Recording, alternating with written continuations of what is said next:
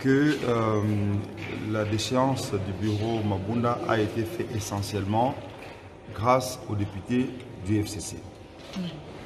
Parce que l'opposition alliée au CACH et à l'AFDC en partie n'était pas capable de faire tomber le bureau.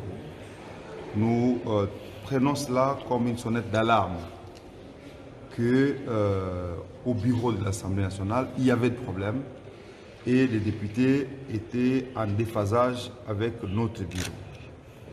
Tout au moins, il y a eu des incompréhensions majeures qui n'ont pas été résolues avant ces votes. Nous retenons que ces faits n'est pas lui-même constitutif d'un drame politique pour notre famille politique parce que nous estimons que nous continuons, en dépit de ces faits, de garder une majorité et que nous pourrons rebondir le moment venu, au moment de l'élection de nouveaux bureaux ou à d'autres échéances politiques pour démontrer notre majorité. Nous disons à l'opinion nationale et internationale que la majorité parlementaire se compose au début du mandat et pour toute la législature.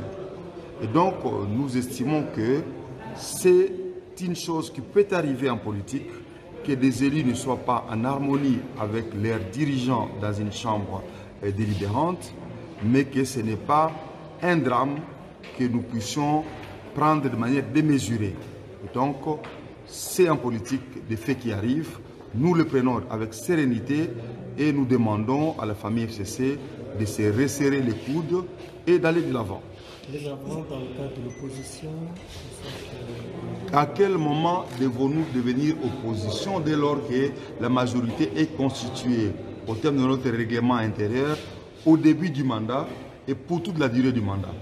Nous sommes déjà annoncé la nomination de l'informateur. Il va les nommer, il va constater que les partis et regroupements du FCC sont toujours les mêmes, que des individus se rebellent. Ça, c'est une célébration populaire, c'est une victoire du peuple congolais qui a combattu, qui a résisté depuis plus de 60 ans. Ce qui vient de se passer aujourd'hui, c'est historique. Je disais, c'est un tournant, c'est un revers, ça n'a jamais été dans l'histoire constitutionnelle politique congolaise.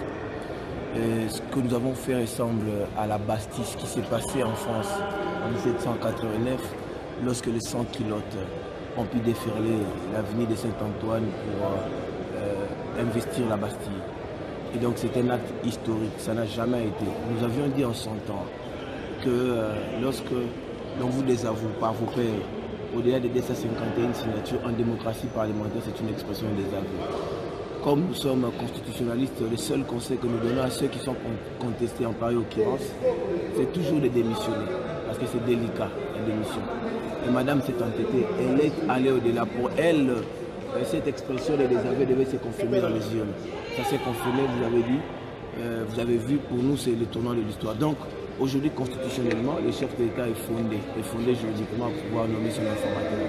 Hier ça pouvait être dubitatif, parce que cette majorité était encore factuelle, cette majorité était encore dans la rue. Maintenant que cette majorité vient de se cristalliser dans les urnes, je pense de mon humble avis qu'il y a un changement spectaculaire des choses. Et il y a reconfiguration de la scène politique et réqualification de la majorité. Voilà tout ce qu'on attend. Le mouvement est en marche dans notre pays. Il y a eu une volonté exprimée depuis 2018, les élections passées, pour le changement.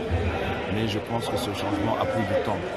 Aujourd'hui, avec le discours du chef de l'État qui a amorcé, qui a donné la volonté que tous les Congolais se mettent ensemble pour un changement réel, il était important que le chef de l'État soit doté d'une nouvelle majorité.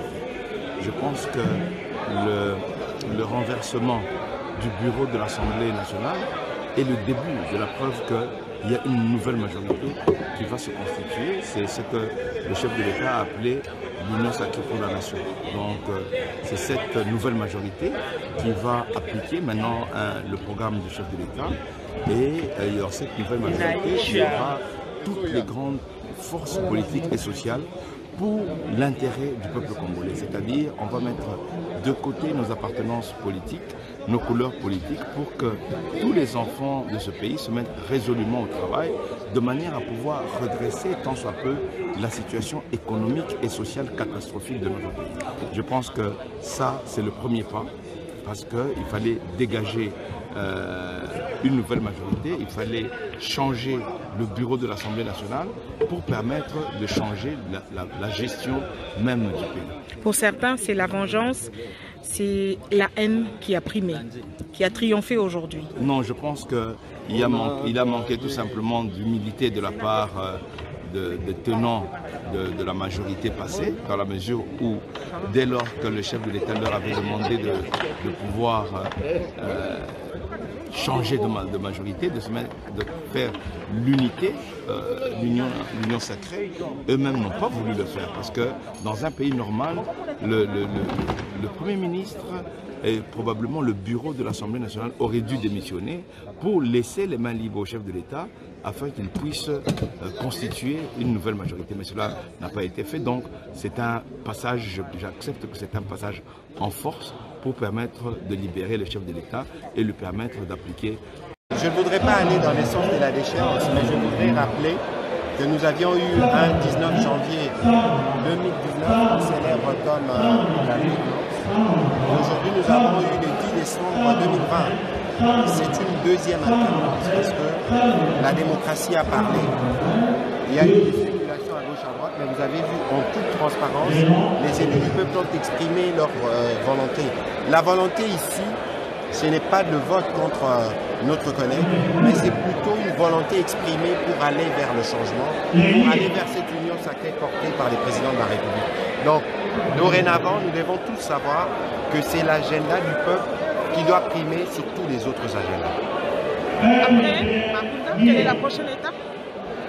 La question, l'équation ne doit pas être forcément vue sous un angle individuel. Ici, il faut regarder les collectifs parce que c'est les Congos qu'il faut faire gagner. Quel que soit ce qui va se passer ici, ce qui s'est passé aujourd'hui est un bel exemple de démocratie. Et c'est cette démocratie qui va prévaloir dans les choix des futurs membres de ces bureaux parce que cette Assemblée nationale doit être celle qui va faire des réformes, celle qui va accompagner les présidents de la République dans sa dynamique de l'union sacrée pour faire gagner le pays. C'est moi qui vous remercie. Le vote d'aujourd'hui, pour moi, signifie que la conscience dans le fief des députés nationaux a été une histoire qui peut relever la nation et donner ou redonner espoir à la population congolaise.